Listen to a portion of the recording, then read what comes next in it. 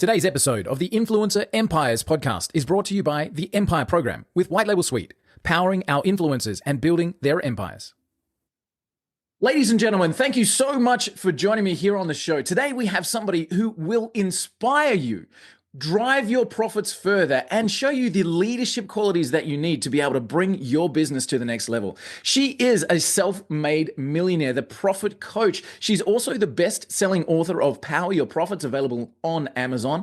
She turned her own business, where she was struggling, into no less than 3 multi-million-dollar exits, including an 8-figure exit. She's also built more than 10 multi-million-dollar companies, all while being a mother and building up an incredible track record. She has no less than 120,000 followers on Facebook, more than 20,000 followers on Instagram and LinkedIn as well. She is Dr. Susie Carder, being featured on the Wall Street Journal, the New York Times, the Huffington Post, and now, of course, here for our Influencer Empires podcast. Susie, thank you so much for spending the time with us. We really appreciate it.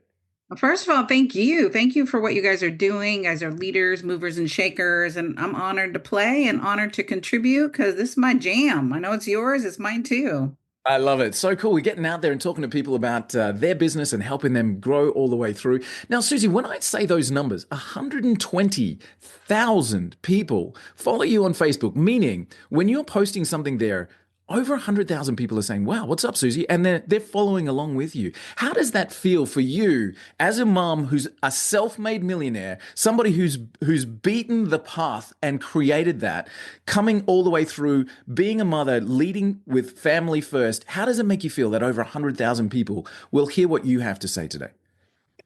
I think it's my assignment, right? Well, it's not about my ego or my she-go. I believe that my gift from God is my life. My gift back to God is what do I do with my life?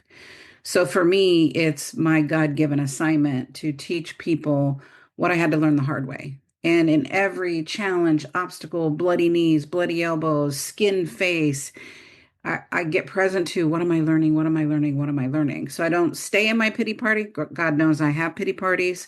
But for me, I just want to make a bigger contribution. I've traveled all over the world, and there was a time in my career where I just felt like I was on one plane after another, after another. This is before social media. And you're like, am I making a difference? I don't know. Are people doing, they bought product, but you're like, what are you doing? And so for me, it's a way to gauge, is the message impactful? Are we on the right track? It really is my own focus group, this little nucleus of people, and it's allowed me to grow. It's allowed me to grow with referrals. Just you and I met from a referral of someone else saying, oh my God, you got to meet Walt, and oh my God, you got to meet Susie. And that's power, right? Yeah. Because we instantly got on the phone, instantly connected. And so it's a faster way to really find those people that you're looking for. And while as much as I know, there's lots of charlatans in our industry, and to go, let's find the real deal. And so that's why I'm proud to just share, here's the journey. Let's talk about it. Because I think so many times experts, influencers, they teach from their mountaintop. Well, you know what? I've learned more in my valley. I've learned more when I have failed. And I'll talk about the mountaintop because you need to know, like the acknowledgments that you gave me in the beginning, but I don't live off my past. I live off, what am I creating in my future?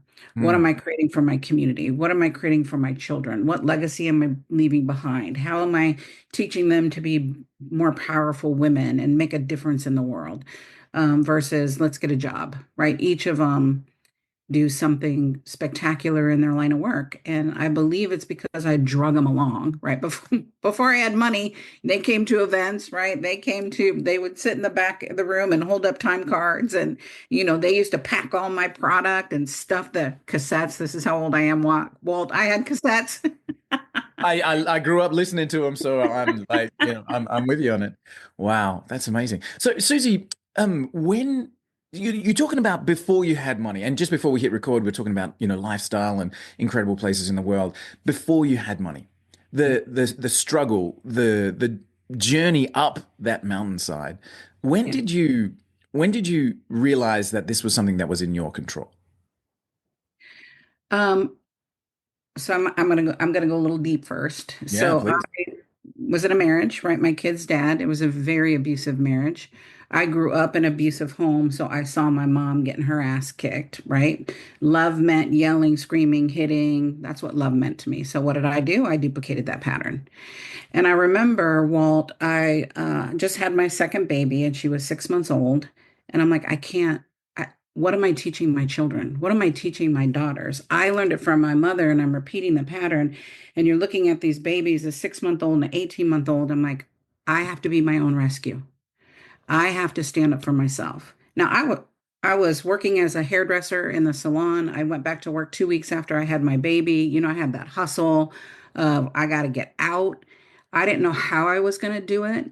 I just knew I had to do it. So I became my own rescue. And I was talking to my daughter about it the other day. I'm like, girl, I don't know how I did it, but when all options are off the table and you got to make money, right? You got to figure out how to do it. That's how I started speaking. I was like, I got to find 10 women who can afford my services. So I went into Hewlett Packard, sold myself. Don't know how I sold myself. I was not a speaker, did not know how to speak, but I'm charismatic, I'm fun, I'm funny, or I thought I was. I look back at a video of that and I was horrible, but I got 5 customers that day, right? 5 customers at their lifetime value was $4,000 each. That was a good day. And I'm like, how do I do more of this? How do I build that? Because it was quicker, faster. I didn't have a marketing budget. I didn't have an advertising budget. I was going to networking groups. I was on the hustle. And so sometimes man's rejection is God's protection, right? Sometimes when you're in your valley and you've got to make choices, I think I see so many entrepreneurs have the back door, right? They're doing the double dutch. Like, well, I'm building a business, but I have this job, or I'm in this relationship, I want to get out, or I don't have to work as hard as I want to work because we have a back door. We have this safety net. Well, I had no safety net. My family didn't help me. My family disowned me because I married the man, which should have been my first clue, right? But I didn't have anyone to support me, so I had to rely on me. As hard as that was, that allowed me to be able to take on anything, right? I was ignorance on fire, my friend. That's I didn't have awesome. a plan. I just had that desire, that hunger, and I had to pay tuition. I had to buy, school clothes. I had to buy groceries. I had to, it was lean and mean, but we were happier. I believe that my trajectory of my life and my children's life is forever different because I made that stand for myself, but it was really for my children, for my daughters. So we Mm. didn't past. Wow. Did you ever feel did you ever feel like you were broken in that scenario? Oh my gosh, I've spent years in therapy, right? Years just trying to uncover the pattern, just trying to, why did I make these choices? Right. And then you find yourself there again, not nearly as bad, right? I got better, but my picker was definitely off there for several years of choosing relationships that were not healthy for me, whether that was work relationship, business partner relationships. It wasn't just intimate relationships. I had no context of what a healthy relationship was. So I started personal development.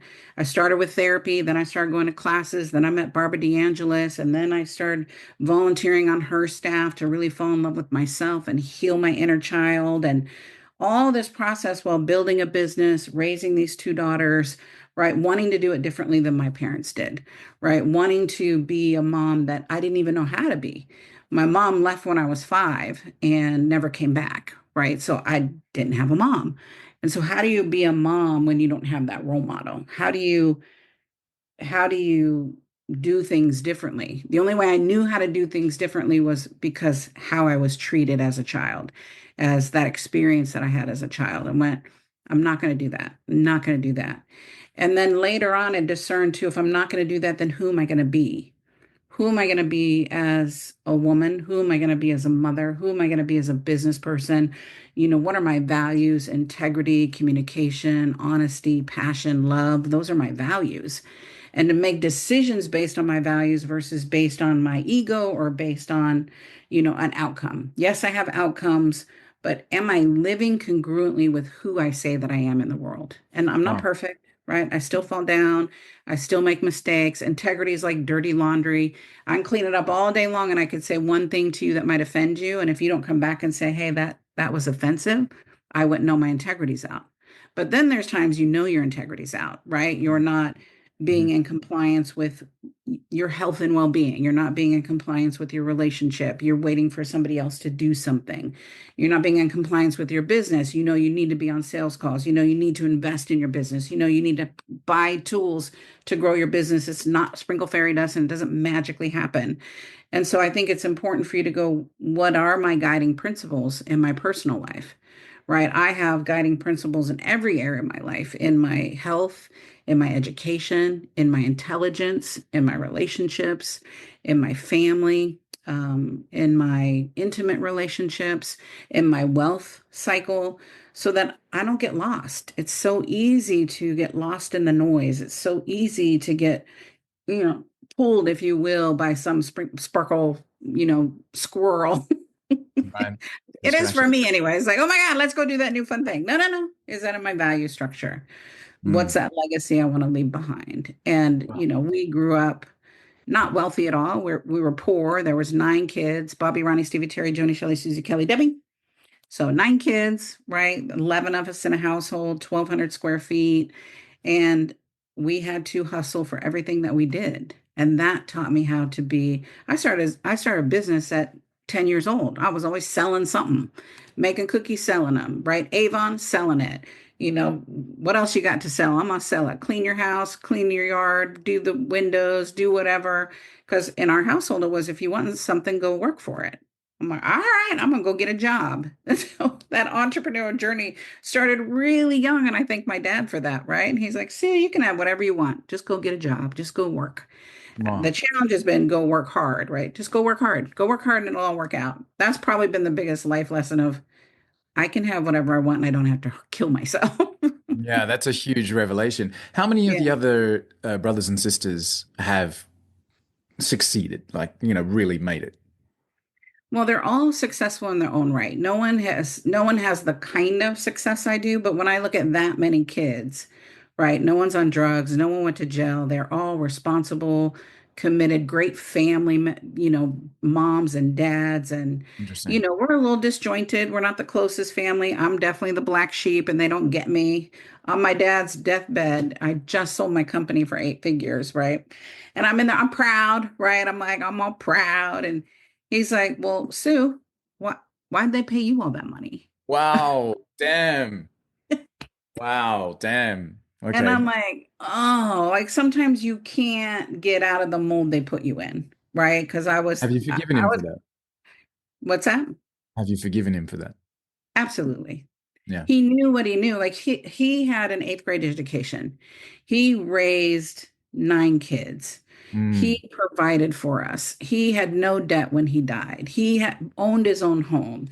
All of us were successful in their own right, Yeah. right? So he raised these responsible kids. And so when you sit back and go, he can't even fathom the concept of who I was in the world. Like, Right. why are people paying you to talk? What are you talking about? And our parents don't know, our family don't know. And I quit trying to show them, right? When I show up at a family event, I'm just Susie, Yeah. right? Nice. All I Yeah. am, everything else, like, who cares? Falls by the I, ways. over the years have tried to go, but you don't know what I do. They don't care, Yeah, but right? you're just Susie. Yeah. My mother said to me when I landed a six-figure job when I was 22, and she said, "What could you possibly do to be worth that much money?" It's so amazing to hear, but it's also amazing to hear that they don't care what you do. Like family is a different breed there. So Susie, you're out selling cookies. You're 10 years old. You're going to get a job to build stuff out to make things happen for yourself. When did you go from being an employee to an empire builder? So it was when I was in the salon industry. So as that industry, the average hairdresser makes about $30,000 a year. So Mm. I was making $250,000 a year. And Okay. Paul Mitchell, and I was doing that in 3.5 days a week. And Paul Mitchell said, "What are you doing?" Because you're with those are sales reps, and I would tell them what I'm doing, and they would see me being busy, and they'd have to make an appointment with me. They couldn't just show up. I'm like, I am with a client. And so they're like, you need to go into other salons and spas and teach them this. I'm like, I don't know how to teach this. They're like, oh no, we'll help you.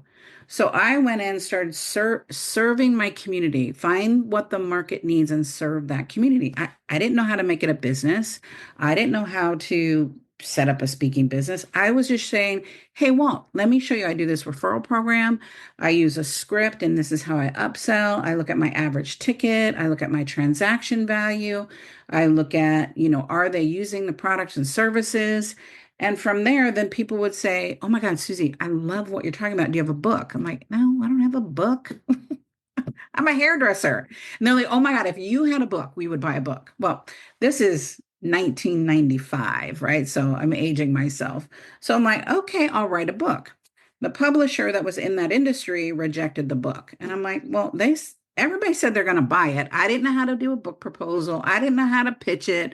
I had a one page and said, here's what I want to do. And I didn't have a following or a brand. I'm like, these people in these salons say they'll buy it. And they're like, yeah, no.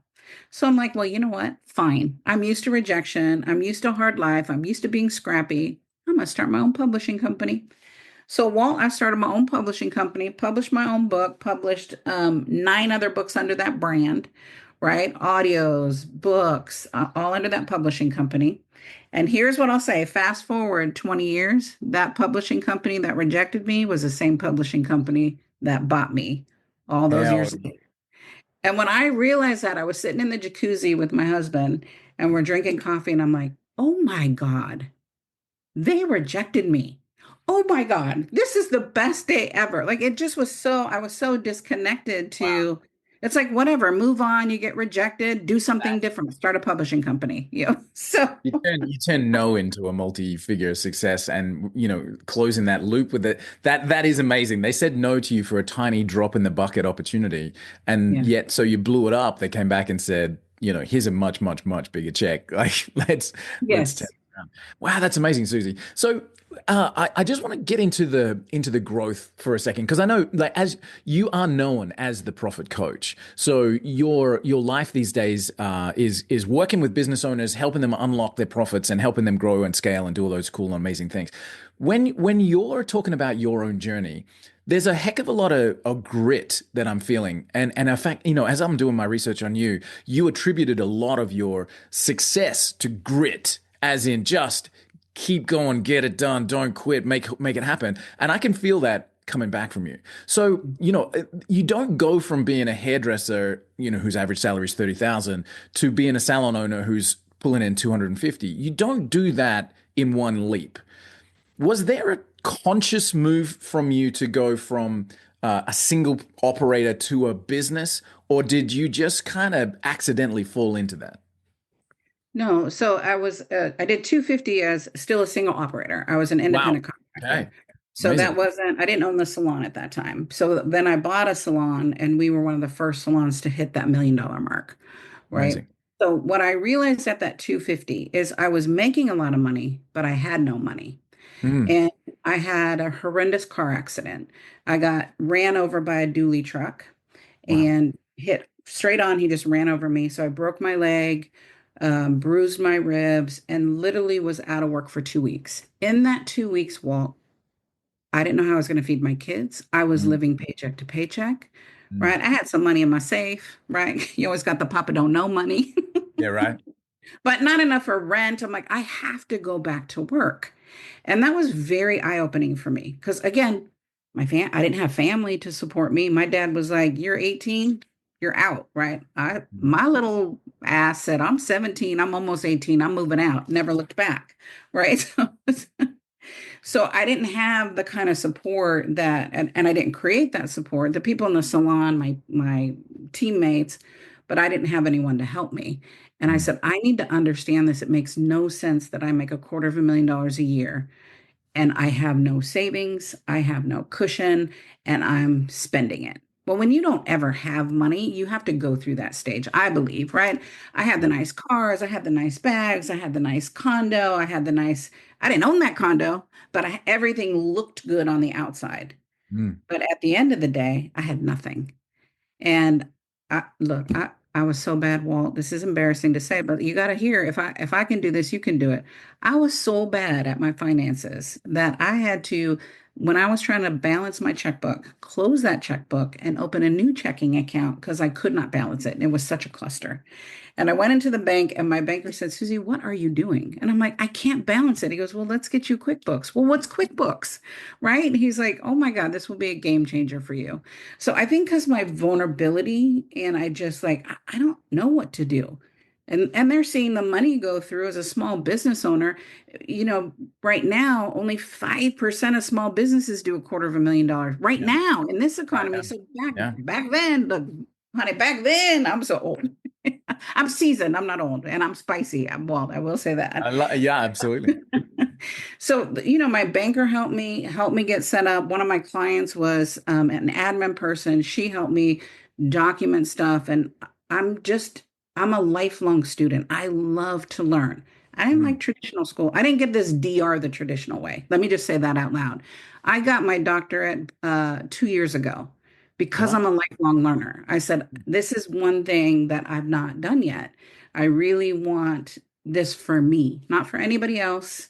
And business, it's a game, right? You have to have a book if you're going to work in this industry because a book gives you credibility. It has to be a bestseller and it has to be a real book. Can't be those fake books, right? It can't be some pamphlet.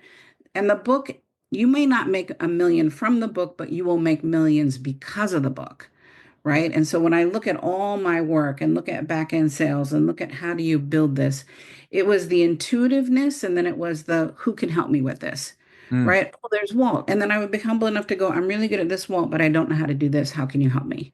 I've Mm. always invested in coaches. I've always invested in mentors. My first that when I was an independent contractor, I wrote a business plan with a coach. Right? I didn't know what that meant, right? Again, I was a high school graduate. And so putting that plan together to look at my ideal client and what people would spend and not spend, then I just saw the bigger picture. And then when I was working with Paul Mitchell, people said, can you do this for me? I'm like, yeah, why? Yeah, let's do it. So I didn't go, I want to be a Right. coach, I want to be a speaker. It became of a need. Like I was a speaker because I needed to feed my children. In all Mm. honesty, transparency, I needed clients Mm. today, not 2 weeks from now, not go to a networking group and hope that you come see me. It was like tonight, I got to feed my children. So how can I do this? Right. Mm. So that grit that you hear is the reality of not having, right? And going, I'll make this work. And I think growing up without having, I didn't like, I think of my children and their expectation and their privilege that they have that I didn't have. Now, I wanted to give them that privilege, but I also made them earn their money too, though. Won't I will say that I passed that one down. You're going Nice. to earn the money today. I'm not giving you any money. Nice. Give them the grit that they need as well. So, Susie, if you lost it all today, could you start again? Have you got a system there that you could build that? Like, do you now know those lessons? Are they entrenched in you? Oh, you did not read this story. I'm telling you. So in 2007, I don't know if you remember that time of year, but it was right after we Mm. sold our company. We got $10 million for that business. We got half up front and half on the back end. And 2007 to 2009, the industry crashed. Yeah. I've always had a real estate development company. And so most of that money was tied up in our real estate. And what felt like overnight, well, I lost $10 million in assets between Wow. my real estate, my portfolio, my businesses, right? And a marriage of 17 years. A Mm. man who said, I will never leave you. I will never leave you. We are ride or die. Left me, right? Left me holding the bag of all the real estate shit, foreclosing, short selling, right? Upside down in our primary home, my dream home upside down. Dude, I had a little mini golf course and a guest home and a playground and a palatial pool. And all of a sudden I'm sitting here going, holy shit, I'm 40 years old. I don't I don't have 20 years to rebuild this. I don't have it in me. I don't have the desire. The man that I loved and trusted and helped me build this thing and believed in me moved to Singapore, right? My kids were empty nesting, right? And I felt alone and isolated. Wow. And I remember being on the ground and being on my knees praying and not a pity party praying, Walt, praying like the why. I've been a good steward. I did everything you told me to do. I did everything my coaches told me to do. I was frugal. I was responsible. And I heard this voice in my head. And the voice said, get up, get up. I will never leave you. I will never forsake you. You don't need anyone else. Get up. You know what to do. Go tell the people. And I'm like, excuse me? Go, go tell the people? What do you mean go tell the people? And so I call it God, you call it your higher intuition, you call it that guiding post. And so I started telling my story. I said, I'm supposed to be the profit coach. I'm supposed to know this. And I got hit upside the head. I got mollywopped. I got knocked down.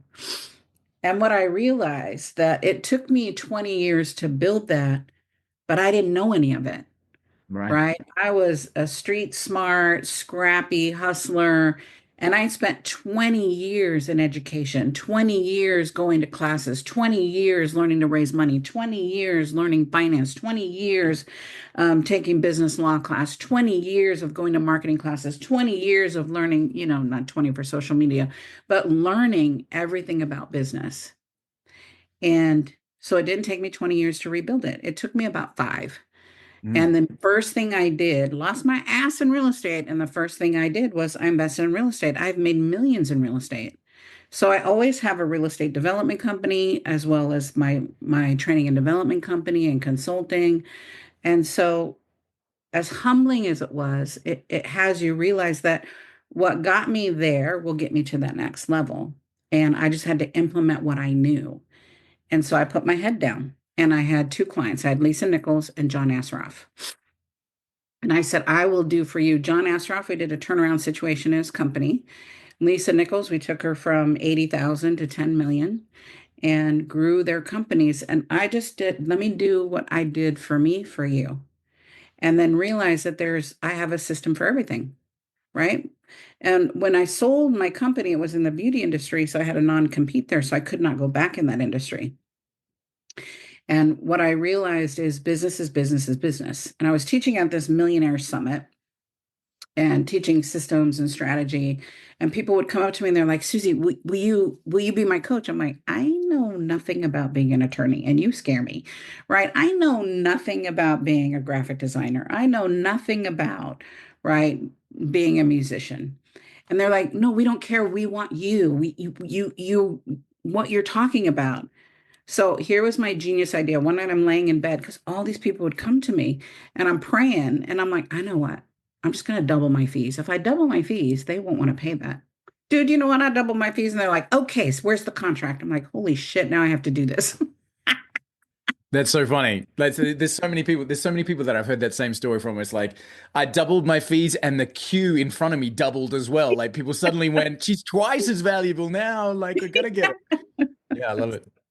So, Susie, wow, what an incredible story. And, to feel that on your knees moment and literally to reach out and hear that to say, get up and tell the people. And you mentioned social media there, which is kind of where we started our numbers conversation. With that social media advent as that's come in the last few decades, and that being the broadcast tool that we use today to reach large groups, have you felt the change in dynamics on a business level where you're able to go live, reach 100,000 people? Have you felt the difference that's made to you as a business owner and as a coach to be able to have that kind of influence? Yeah, I think the most valuable part is the community, Hmm. right? The community of knowing you're not alone, the community of people watching. My granddaughter was born with cerebral palsy. And I've always been very, my personal life has been very private. Sometimes social media can feel narcissistic, right? Right. And so sometimes I would post pictures, sometimes, my personal stuff, but for the most part, it was all business driven, right? I'm like, let me just have a little slice of me just to myself. And when my granddaughter was born, she almost died. And she was born 3 months early. She just fit in my hand. She had a stroke. Um, she had brain damage. And I remember them putting her in the ambulance, this little tiny baby in this little box, and them driving away. And that was one of another on your knee moment. I asked my community. I said, I don't ask for much. And what I'm asking for is prayer. Mm. What I'm asking for is this baby's life. And I don't know what to do but to ask my community. And we had people from all over the world sending me pictures of their prayer rooms, sending me pictures of their prayer circle, sending me prayers for this baby. And 4 years later, these same people, ride or die, give updates. And I'm so blessed and thankful because now that community came into my home. Before it was just me give, give, give. Right. I'm like, I'm just going to give, give content, give education, give my stories, tell everything. But now I needed something I never knew where to go before. And now you have this 100,000 people sending my daughter videos that, oh, my daughter has cerebral palsy and here's what we've done. And please reach out to me if you need any help. We do this and we do that. And so she has had the top doctors. She has had some of the world leaders reach out to us to give us advice and cheer us on and help us. And to look at her today, you would never know that where she was so traumatic. We call her little righty arm, which is the one that was affected in the stroke. That's her little sexy arm, right? Righty. And so she's in ballet, she's in soccer, she's in physical therapy every single day, and this community still cheering her on, still rooting her on. That's the power of community at a whole nother Yeah. level, Yeah. right? That That's that moves me. I'm amazed. I've interviewed so many people who have millions of followers, and quite often the communication, the rhetoric comes around to the haters and to the negative side of social media. I think that's the first time I've felt the love that can come back from that following. That's amazing. I think what you put out, you get back. Yeah. I don't have time for gossip. I don't have time for haters. Do they come in my inbox? Sure. Do I get weird pictures and we call it the sperm file because people just send you random like who thinks that's a good idea? That's the question I can never understand. Like, at what point did you possibly conceive that that would be a good thing to anyway? They do what they do. Anyway, but I always tell my girlfriends if we go out, like, listen, we're not bagging on our men. It's hard enough to be married and in a relationship. You don't want to bag on them. If you can't edify them, I can't hang out with you. And I'm not Pollyann, but it's work to stay in a healthy relationship. It's work to edify your man. It's so easy to bag on what's wrong with clients, what's wrong with, your kids or, your husband or husband or, to go, how do I give the world the best of me? And I Mm, expect the world to give the best back. I mm, God gave me a gift, Walt, that I can see the greatness in you, even when you can't see it in yourself. Like there's something when I meet people that I see beyond what you're doing today and see this whole world around you. And it gives me chills just talking about it. And to go, they'll go, oh my God, how do you know that? I don't know how I know it. I just know. And here's mhm, what we're going to do. And because business was hard for me, like I'm ADHD, I'm dyslexic, right? I'm squirrel, sparkle. So I had to discipline myself to learn systems. I had to discipline myself for time management, or I had to discipline myself to like, how do you work from home? There was such discipline for the drive for my family, the drive for my children, the drive for giving my kids a better life than I had, right? That drive is what kept me to go, I've got to learn more. I don't understand what they're saying when they say this. We raised $1 million I built the largest technology company in the beauty industry. And this is back in 2000. So think back in 2000. Google was just launching in 2000. I'm in the beauty industry. The beauty industry was not using computers yet for their business. Only 50% of the market was using computers. But what I saw is when I'd get off a plane, I'd leave the town. I didn't know if you were doing the work. I didn't know if you implemented what I said. So there was like this hole in me, like, why am I doing this? I'm away from my kids. I'm on a plane. I'm in a strange hotel room. So I created the largest membership site in the beauty industry before member sites were big. I didn't know what it was. I'm just like, we need this hub where all this stuff is here and people can go and get it when they need it. They can do their promotions. And so sitting in that room, learning how to raise money, learning how to talk about the SEC, learning the legalities, I had to go to that class probably 20 times just to understand what the security and exchange was, right? I would look at my partner like, "Are you getting this?" Because it was flying over my head. I felt so stupid, but I was committed. I'm like, I got to learn this because my first website was a $500,000 because there was no Square, there was no Infusionsoft, right? There was no WordPress, there was none of that. We had to build everything from scratch, Wow. right? And that's when you learn that just because they say they can do it doesn't mean they can do it, which is an expensive lesson. Wow. So, and I mean, you had that vision before you knew what it was. Do you still do you still forward future cast now, Susie? Do you feel the call of what's coming? Like, talking about, and I appreciate you for it, talking about, feeling the greatness within people, looking at somebody and seeing what can be. And I love the fact that you said it gives you chills. It's so cool. And then, translating that into building that technology company in the beauty industry before it was a thing, it Yeah. was a thing in your mind. Do you still have that? Do you feel now that you have that kind of forethought about, whoa, you should see what we're seeing. Like we've got something bigger coming through. Do you still have that today? Yeah, so I'll tell you a great story. So it's been about 2 years, 2.5 years.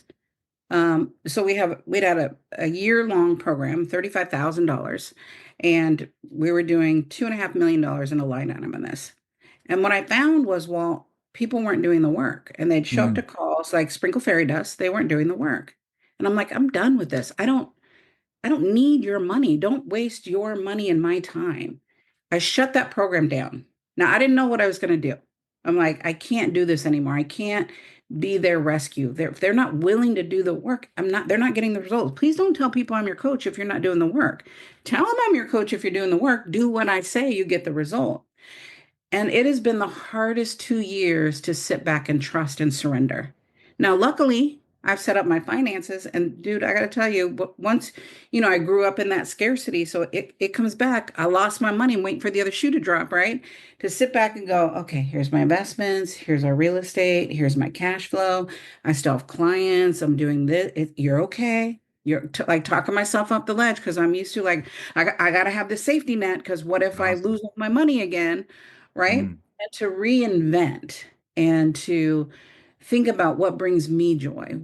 Who do I want to work with? And it was a dismantling of what I've done. It was a dismantling of getting out of the hustle. It was a dismantling of my shigo or my ego, right? Of stop. You're not defined by your numbers.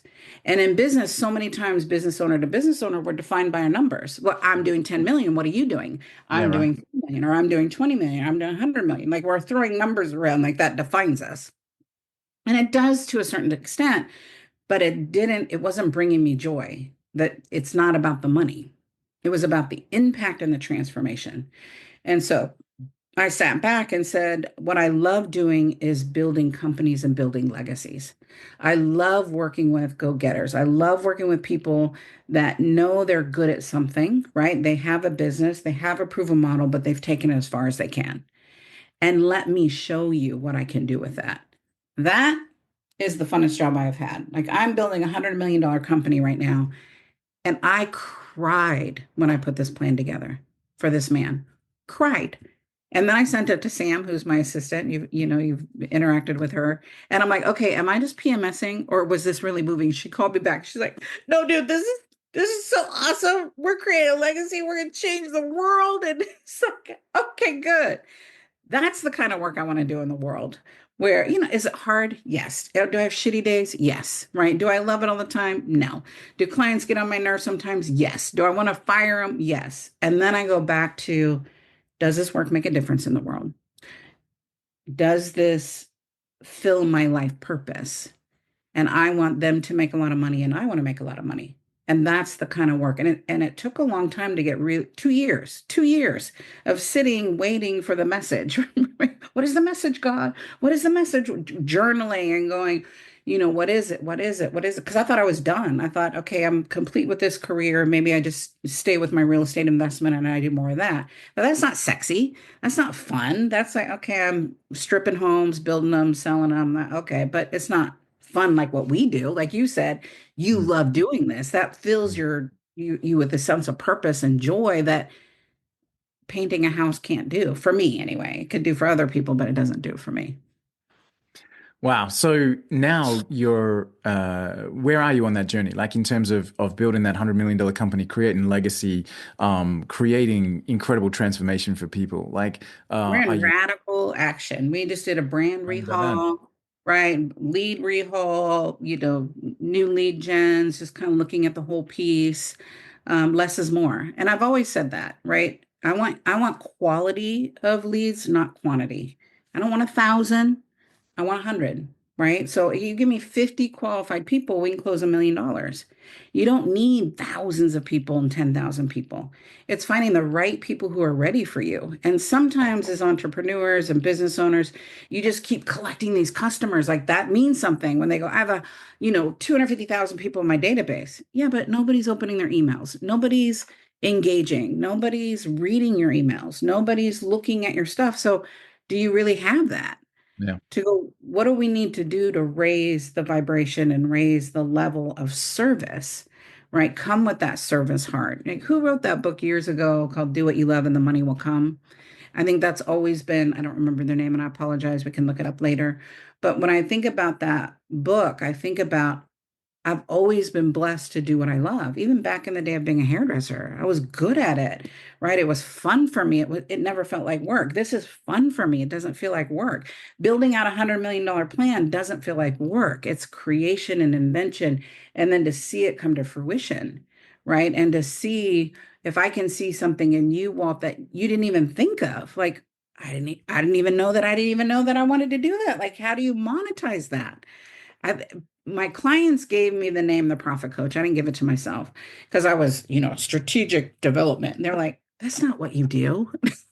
They poo-pooed it. That is not what you do. Ew, no. And I'm like, well, what do I do? They're like, you're the money. You're the profit coach. That's what you need to call yourself. And I'm like, okay, I'll be the profit coach. Fantastic. Nice. So, I love it. sure, that sounds fun. I was going to ask you, Susie, but you answered already. I was going to ask you, are you having fun? And you're having fun. You're doing the work, but you're having fun as you're doing that. Is that message um is it easier? It's not the right question. I was gonna ask you, is it easier than when you were hustling and the grind and the grit that we talked about before? It just feels like it's a different level of grit. It's just playing that same game, but at the championship level, and it looks like you're having fun. Oh my God, I have an amazing life. I really do. Like if it's not fun, why are you doing it? My first book was called Passion, right? And in that book, I talked about it's this, same concept, building a business and building back at that time, it was a $250,000 business to $1 million salon, right? And it was the roadmap of everything that I did. And so I had fun even when I was scared to death to speak. Dude, I was in the bathroom throwing up, nauseous. But on the other side, it was euphoria. On the other side, to go through that fear, to go through that self-doubt, to go through that looking good, to go through like, am I good enough? And then on the other side, 4 people came to me. I must have been good enough, right? That was fun. And so my eternal path is curiosity, right? I'm curious. I love to learn. I love to figure out new ways to do it. Like right now in this season, I'm a Gigi. That's, that grandma word, but don't call me grandma because no, that's not good, right? But now I get to learn how to do that. Like how do I serve my children while they're being parents? And how do I have this relationship that I didn't have growing up to go, it's so magical and amazing. And, I have hard days. I cry, right? I'm like, why am I doing what I'm doing? Or if something goes wrong or sales are tight or that still happens. right? It doesn't matter if you're doing 1 million or 100 million, you're just managing more zeros. If you're managing $100 million, that's a lot more zeros. You might cry a little harder. But if someone's doing 100 grand, you're still managing zeros and it's just hard. So I'm going to choose my hard, right? Mm. To go, well, let's go play a bigger game, right? Where are the people? And there are people out there that want you, not me. They don't want Walt. They want you. They want Hmm. your message, your uniqueness. But you got to get out there belly to belly. You got to network. You got to put yourself out there. I learned Yeah. early on, you got to show up and show out and be consistent. Show up and show out and be consistent. That's all social media is don't, hit and go. Show up, be consistent, give, serve, and you look at your stats, look at your numbers. The numbers tell the story. That's why I always say math is money and money is fun. Nobody likes to do the math, but we always like the benefit of what math gives us or what the money gives us. Yeah. And so everything that we do in business boils back down to some kind of mathematical equation.